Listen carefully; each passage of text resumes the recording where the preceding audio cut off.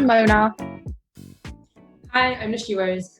And I'm Sophie Hannah, and I want to welcome you to episode 75 of Ethnically Speaking, the show where we discuss everything affecting the UK's highly melanated communities, from current affairs to pop culture and everything in between. And we always keep it 100, and today we're talking all about cultural appropriation. Now, Kendall Jenner has recently come under fire for the launch of her authentic Mexican tequila brand called 818 Tequila.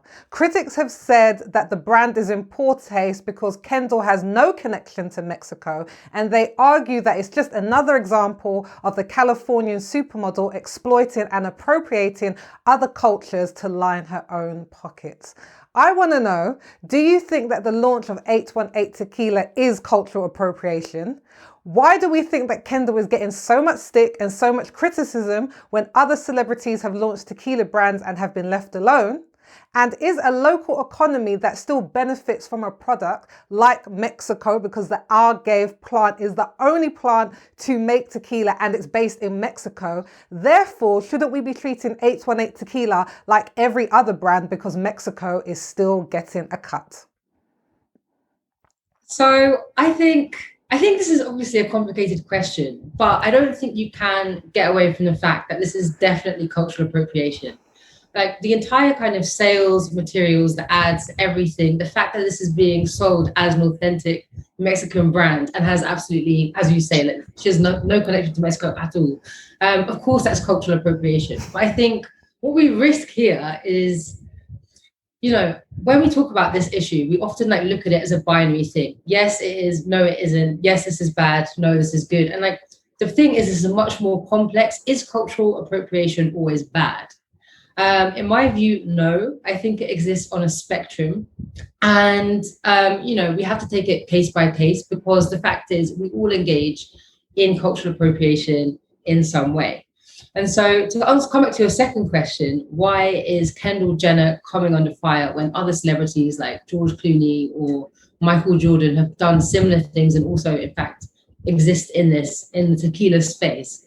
And haven't come under criticism? My view is that it's because of the context of now. And that means that, this term wasn't widely known. It wasn't widely used until 2017 when it finally spiked in Google searches. And what we're seeing is a moment in society where we're all very politicized, we're all very aware of our identities, of all those different intersectional cross-cutting identities that we all hold. And because we have become much more cognizant of what we stand for, what we represent, and what others do too, we're examining this, for example, in a new light. We're examining it as within the context of identity politics. And that is why now she's coming under fire when other celebrities haven't. Is that a good thing? Is that a bad thing? I personally think it's positive. I don't think it's really personalized. It's much more to do with the fact that we are examining things through this lens now, which we previously weren't aware of. We didn't consider as much as a society. I completely agree with you, Nishi, on almost everything that you've said. I think that this aspect of cultural appropriation, I don't agree with. And one of the things is if you look at the way that the whole campaign has been marketed, passing it off as authentic tequila, which the product might be, Kendall Jenner is not. And the fact that she has the 2 braids in her hair, the cowboy hat, walking in the desert with a horse, it sparked a lot of outrage for people who are in the Mexican community and said, this stereotype that we walk all across the deserts and we only wear our hair in 2 braids and we have a cowboy hat. I mean, that is a very stereotypical connotation. And for her to not have any ties to the Mexican community, you have to be very careful with what you are doing. And this is not her first time coming under fire for this. If we can all recall the infamous Pepsi advert that sparked up a lot of outrage with the Black community, I think that she definitely has people on her team. She has publicists who know what's going on. I don't think you can afford to make so many mistakes, because it comes to a point where it arguably seems like it's not actually a mistake. You're being ignorant. And when it comes to money, how nice for you to be able to capitalize on someone else's culture to line your pockets when you don't need it anyway. you stem from a family who is millionaires, billionaires. You don't actually need it. And yes, I agree that a business venture shouldn't only be limited to people within that community. However, you need to be aware of the fine details when it comes to the cut, for example. So even though her business might be going back into the Mexican community, what's the ins and outs of the cut? Because if they're only getting a small portion of this and she is going to get the large majority of it, no, that's not fair, because all you've done is stick her popular supermodel face onto something that is a part of the Mexican community that can only be found in their community. And I mean, when you look at her Instagram, and she did the video of when it was like they were showing the process, and she was being educated along the way and was like, oh my gosh, I find this so fascinating and this is amazing. You can't help but look at it and be like, well, sis, you don't even know what's going on. You seem like this is the first time you're seeing it. But yet we're going to believe that it's authentic. And if you look at the vibe of the advertisement, it's almost like to say it's organic and it's in her bones and it's in her blood. So you have to look at the way that it's being advertised. It's false and it's fake. So of course you're going to get called out. It doesn't sit well with me at all. And I definitely know it doesn't sit well with the Mexican community. And I think that this whole, well, other people have done it and they've gotten away with it, so why can't she? That's so trivial and juvenile. And like you said, Nushi, we now have the vocabulary to apply language to how people identify and feel, which we never had before. And it's an amazing thing. And people getting called out is not a bad thing, because capitalizing off other people's culture has always been at the expense of ethnic communities. And now that we're in a position where we're able to voice this, to say, oh, well, this one done it, they got away with it, are you being oversensitive, is a very good way of making their points be dismissed. Do you know what? I don't think it's cultural appropriation. I don't think it is. I think that I hear what you guys are saying as well. And I agree with the majority of what you're saying. I feel the advert was in bad taste. 100%. I think that advert was ridiculous. And when I watched it, I'm just like, it looks like you're trying to pass yourself off as Mexican. Now, the Pepsi ad, I don't blame her for that. She was an idiot she didn't come up with the concept. She was an idiot for going along with it, in my opinion. But I guess for me, in that one, I'm just like, you obviously have nobody in your circle who is telling you this. I don't think there's an awareness there, and I'm not putting it down to ignorance, but I don't blame her for the Pepsi advert in the same way that I would this advert, because I'm like, this is her brand, her baby. Like, she would have had a bigger stake in terms of what the narrative and what the storyline was going to be.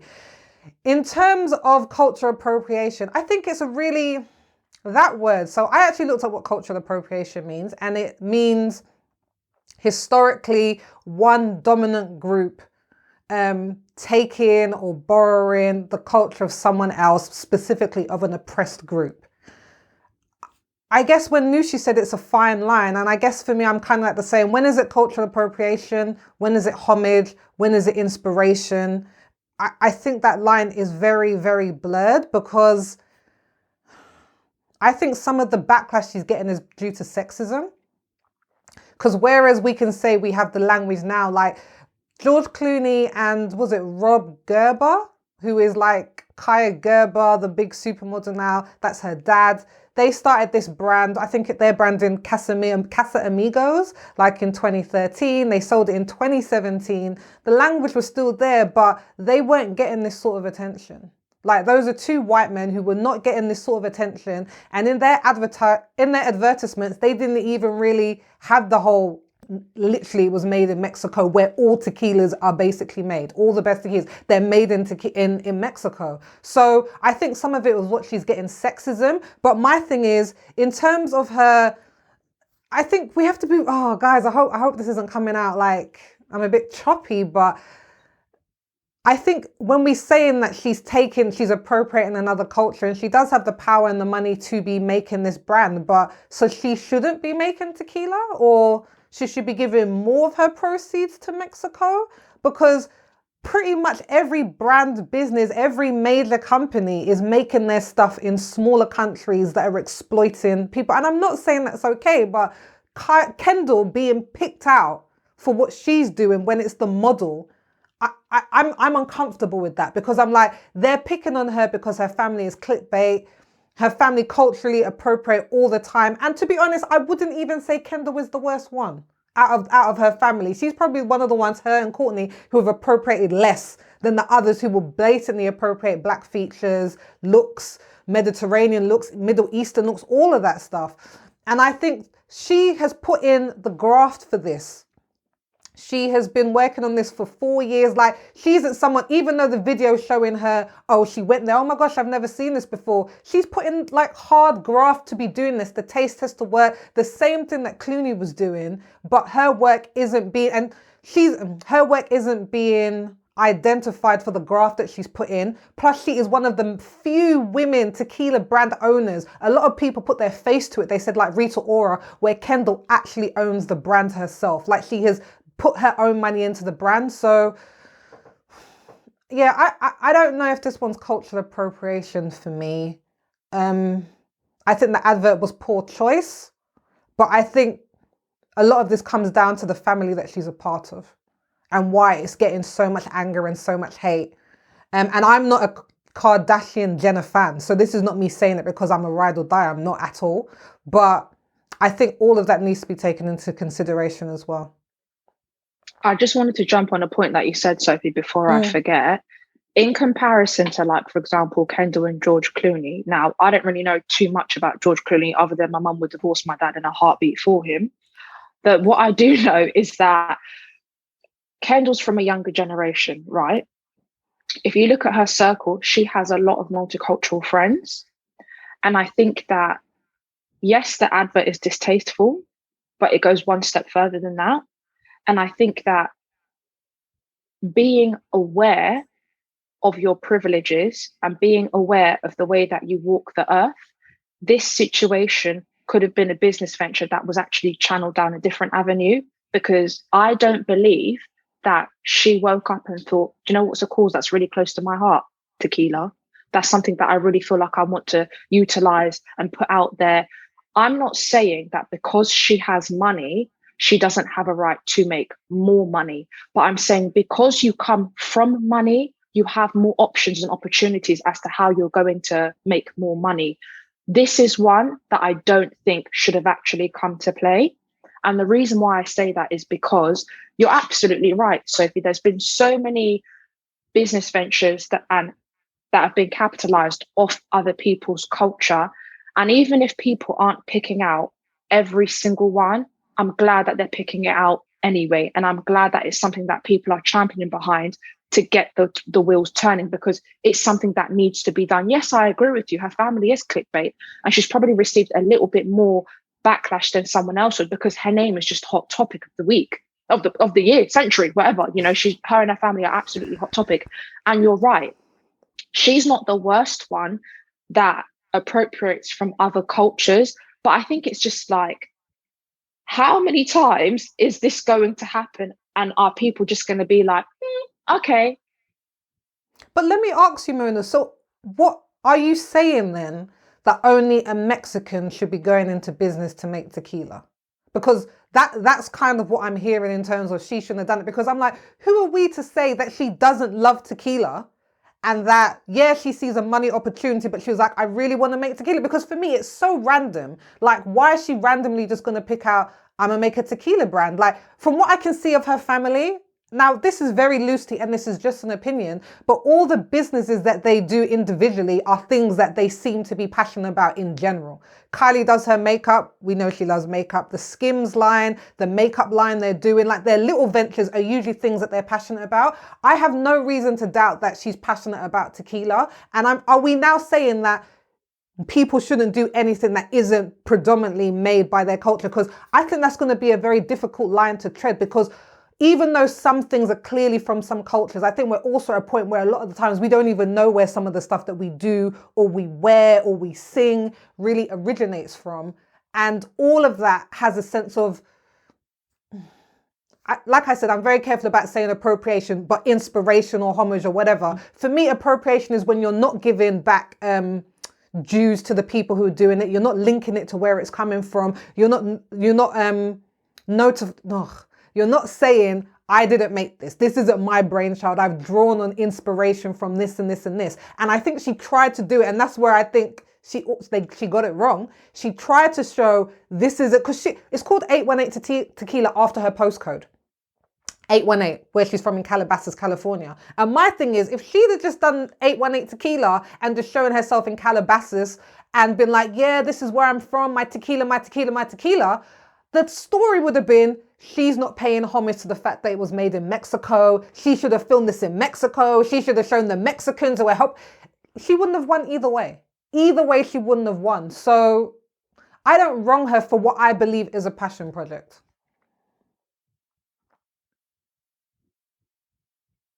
Do you guys think that there's kind of an element of, we're talking about context, talking about her family, we're talking about all these different like things and how we kind of tend to blur the lines between them. But in terms of Mexico itself and the way that it sits within the Kardashian family, I was just thinking, so if you go back 4 years ago, for example, like Caitlyn Jenner supported Trump, even when he was running on a platform of building the wall, and is now considering running as a Republican herself. And that's her parent. That's what she's grown up with. And I'm not saying she supports that view as well, but I guess the climate in which she's chosen to launch this brand is really anti-Mexican, to the point where obviously there was the wall. There's been, an increase in racism towards Mexican, Latino, Latin Americans. And, I guess like when I'm trying to negotiate that idea in my head with the launch of this tequila, I'm like, okay, the one time in pop culture or in American society that being Mexican is glamorized or are kind of upheld as something to aspire to, or being, people being inspired by it, it's when they profit from it. And these kind of two ideas of Mexico sit next to each other. And that is what I think unsettles me, is that in general, Mexico is seen in this very negative way. And at a time when that's all going on, it's highly politicized, it's also being used to profit from and I see that as almost a form of exploitation. And I think whether it's cultural appropriation or not, it's definitely, there's something that's kind of unsavory about the whole thing just because of that. I hear what you're saying, Nushi, because like I said, I need to put this in the context I am not a Kardashian Jenner fan. I seriously am not. But I hear what you're saying, because the Kardashian Jenners are a very well-oiled machine in a lot of senses. So they are never going to wade into public debates, political debates. They stay on the fringes. I think they would wait until there's probably a mass following, maybe like Black Lives Matter. And even then, I think they got called out like, why aren't you saying anything? A lot of you date black men. You have children who are mixed race. So there could have been stuff that she could have been doing that would have made this much more legitimate. Like when children were being put in cages, and I think they're still trying to release those children, she could have been saying something. She could have been standing on the front lines, putting on her social media, this is wrong, da, da, da. And people would have seen like, oh, okay, it's not just, you're using Mexico for your product, but you actually care. And I don't think they wade into political matters, because for them, they need to keep their brand as squeaky clean as possible. And talking about political matters isn't going to do that. So I think that is a travesty on their part, because of the reach that they have, because of the following that they have. They will tell people to vote, but they won't themselves say who they're voting for. Like it all does get a bit murky. But in terms of like business, like I said, we don't come down hard like this on other people's businesses. And I don't think her gender can be left out of this whatsoever. So for me, like when I was looking at this and trying to do some research, I was like, where does beer come from? Like, where does that originate from? It originates from Iran. But there are so many beer brands around the world made in different countries, and we're not jumping on the British, we're not jumping on the German, who people probably think originated, and been like, you're appropriating from Iran, and there probably is some of that, but people should be able to, as we see a lot of times, take inspiration and then invent something off of that as a base. So for me, I see this is what she's doing. She's doing a brand of tequila. My issue is when she says she feels like she's come up with the best tasting tequila. I'm like, girl, you need to stop. I'm from Jamaican heritage. If I said I made the best jollof, people are going to kill me, and rightly so. There is no way I'm going to make it better than Ghanaians and Nigerians. Ghanaians and Nigerians can't even agree about who's making the best jollof out here. And me, who isn't from the continent, is going to come and talk about I make it the best. She shouldn't have said that. And that's my thing. There's so much ignorance that goes on in her family. They're in such a bubble. They don't even understand the stuff that they're saying. But I don't wrong her for making the tequila. When you said the point about gender, I was like, that's a very interesting point. And I sat back and I kind of simmered on it for a bit. I actually don't agree. If you look at the Kardashian if you look at the Kardashian Jenner family, they are a money-making power machine, and they're predominantly female. They're killing the industry. Anything they touch turns to gold. And this point is going to split into two avenues for me. One, because of that, anything they touch turns into gold. I don't actually believe that a lot of the projects they do are passion projects. That's just me personally. You made the comment about the makeup and the skins, etc. I know Chloe's got like some jeans thing. I don't actually think it's passion projects. I think it's just ways for them to make more money, which they can absolutely do. And I don't have a problem with that, because I don't think that people need to make a business and push down this ethos that it's been a long time dream of mine, and my mother used to be a seamstress back in the basement, so I knew that I was going to be a designer. I don't need a story like that. I don't mind. And I think that their falseness, if I can say, of pushing these projects as like close to their heartstrings, I don't really believe that, to be honest with you. And my second point was going to be that her being a female has actually worked for her. And I know that she hasn't necessarily worked in male-dominated industries, but if you look at her family, for example, the women are killing it in comparison to Rob. They took their dad's name and just completely exploded with it. And they did that. And I think the fact that she is a woman, I don't agree. I think that would actually be the reason that would almost shield her, because she is a woman and because she is a Jenner Kardashian. I see you shaking your head there. No, I don't agree. Actually, I agree with you, Mona. I think that actually the strength of that entire family is their kind of feminine energy. And I think actually they use it to their advantage all the time. So we talk about, moving on to like their businesses more broadly, like Skims, makeup brands, jeans brands, Chloe's Revenge Body, all their entire brand is based on the female image and female items and female ways of being, and basically representing a new kind of modern woman ideal. And we know for a fact they've like changed, what women aspire to look like, or types of clothes they wear, or how they sexualize themselves, and all these different things come back to basically embodying or representing, inventing a new type of femininity. So if we're talking about, are they gendered? Yes, I do agree it's to their advantage. Is the backlash against Kendall Jenner also gendered or sexist? I really don't think so. I think, as I said before, I think it's much more to do with this idea of identity politics. Because when it comes to the whole Kardashians, I don't think they've ever really come under fire in a kind of sexist way, because they've owned it and they've kind of created their own narrative when it comes to gender.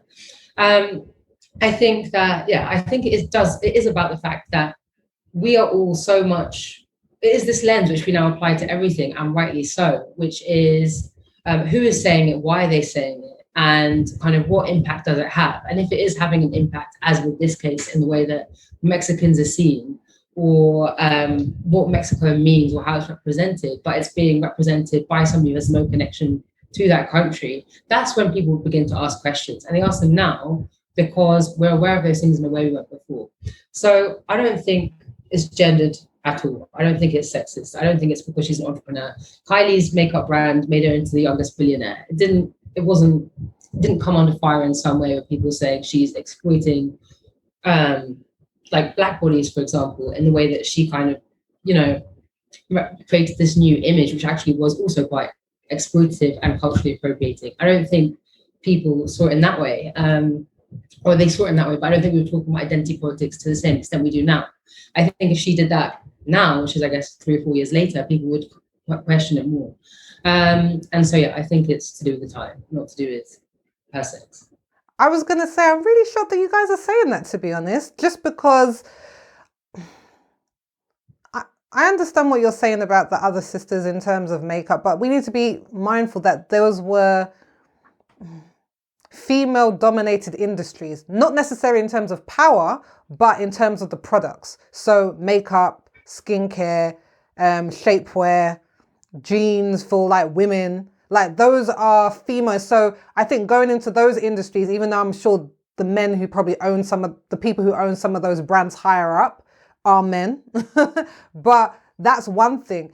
Kendall's going into an industry that is male dominated right across the board, from the people who sell it to the ones who manufacture it, all of it. So I think that there is a different thing at play, because just the fact, it's not just George Clooney, Rob Gurner, Justin Timberlake, Michael Jordan, Nick Jonas, all men who have bought out tequila brands and nothing has been said about them.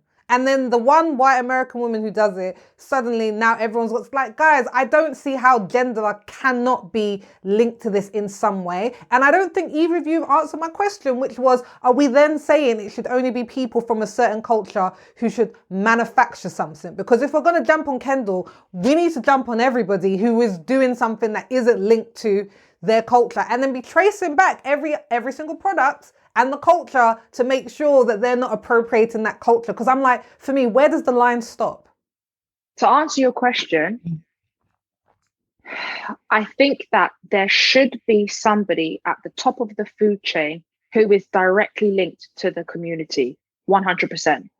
I'm not saying that it's exclusively only for that community, but let's get a little bit raw right now. Yeah, there's so many companies out here who are doing it and they get away with it, and every time I hear it, it so happens to rub me up the wrong way. There's more. So if we look at the Body Shop's shea butter, for example, every time you buy a bottle of shea butter, or however it comes, it tells you that you help a local family in Ghana.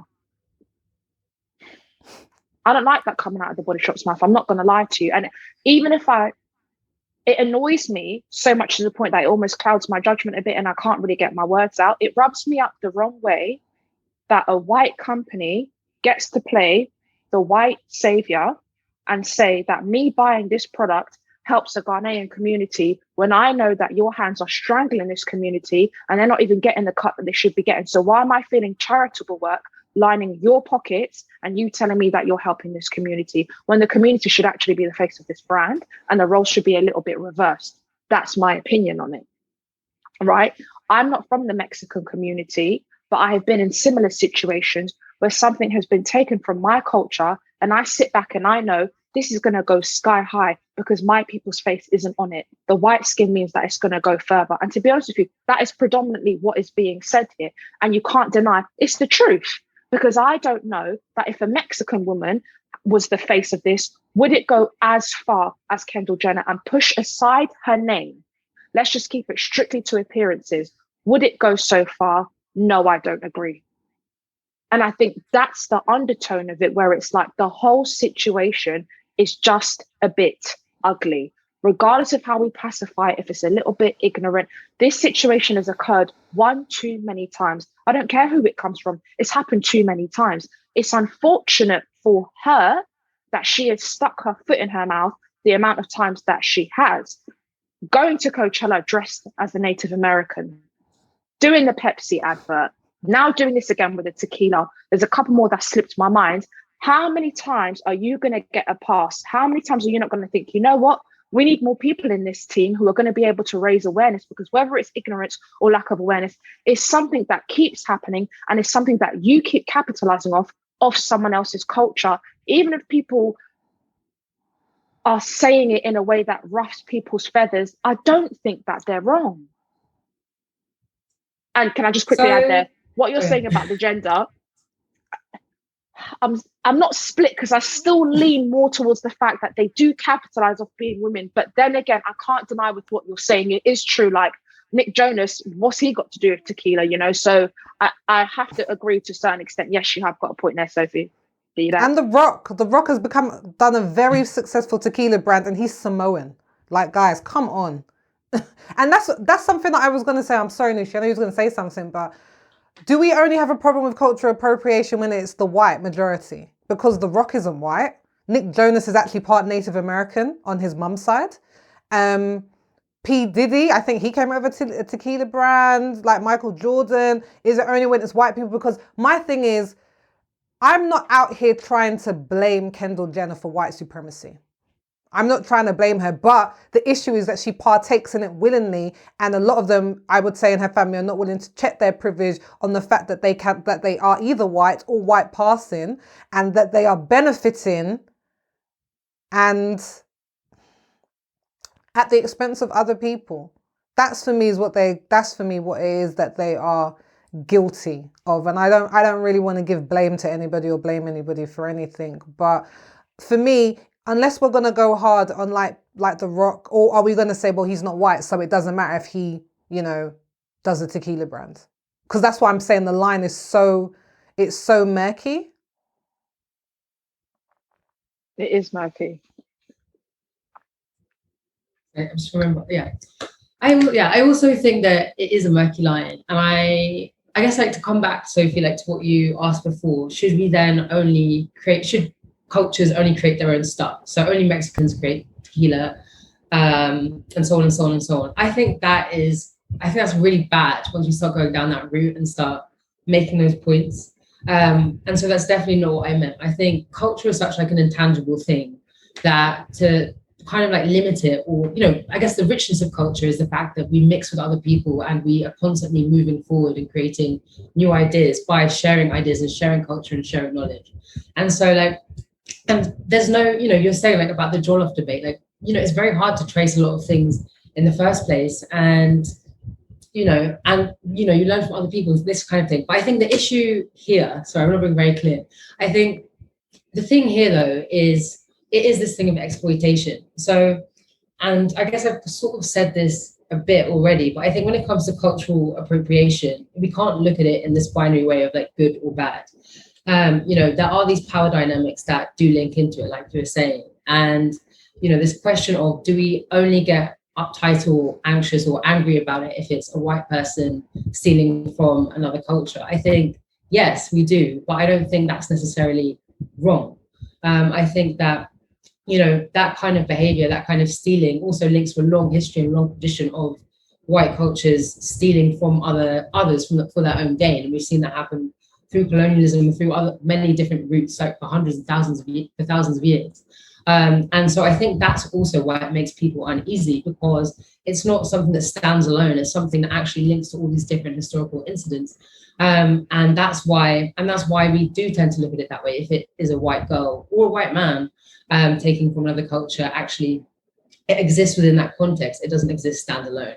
But should cultures only have their own thing? No. So like last week, I spent some time with this Aboriginal tribe based here in Costa Rica, and a lot of their artwork. So basically the way that this tribe is going to be extinct in 40 years, because everyone is now related to everyone else. So they can't procreate. And so they will die at 40 years. But the way that they try and preserve their culture is that they have these shops all around the coastal towns of Costa Rica where they sell their goods. But the goods that they sell are mostly, they'll be like bowls and plates and cutlery and that kind of thing, like tableware. And they're all painted with kind of their local designs and local paints. But if you looked at the designs on these plates, for example, they're very almost like Monet.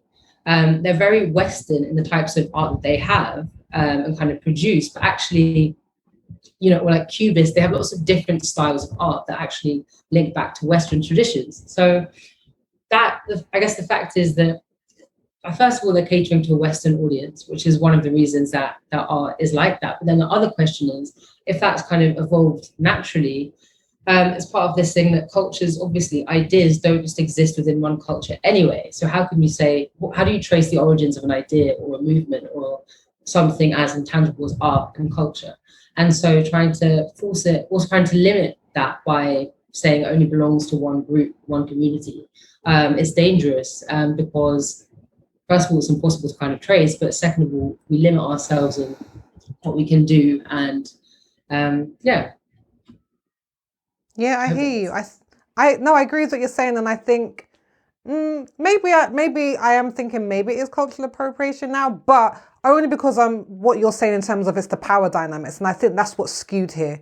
I think it's the power dynamics that really dictate cultural appropriation, and it is the white majority that have the power, probably the world over, and people who are lighter skinned or closer to white. So I definitely think the issue is the power, and yeah, when you're not riding for a community, it really does put you even more out there to just say that you're trying to make a buck. But again, I don't blame her for wanting to do that. I'm not going to say, us wanting to be on, presenters. If presenting television was made in the West, therefore we're appropriate. And I'm just like, the whole point is to try and do something new with an inspiration that might be old, if that makes sense. That's the whole point of being human and having ideas. There are no new ideas. That's the point. There is nothing new. Everything is building on something. The problem is for me is when we're not passing out the praise and the glory and the money to all of those people who have helped to build it, but we try to take it for our own. So that's where I kind of stand on this. But I don't know if you ladies have anything to say, to add. No, I think you summed it up beautifully. I think you're absolutely right. Okay, so that means that we're at the end of an episode. Thank you for watching and listening to Ethnically Speaking, but help us to keep the conversation going. We want to know, do you think 818 Tequila is cultural appropriation, or do you think that Kendall is being scapegoated? Let us know your answers down below in the comments, and if you want a summary of everything we've talked about today, head on over to unitedmelaningroup.com/ES075. The link will be in the description, and if you've been watching us on YouTube, don't forget to subscribe to our channel, give us a thumbs up, and hit that notification bell so you don't miss a single thing. We're going to be seeing you again on Monday, where we'll be talking about cancelling your favorite cartoon characters. But until that time, don't forget to wear your mask, wash your hands, keep your distance, and stay safe.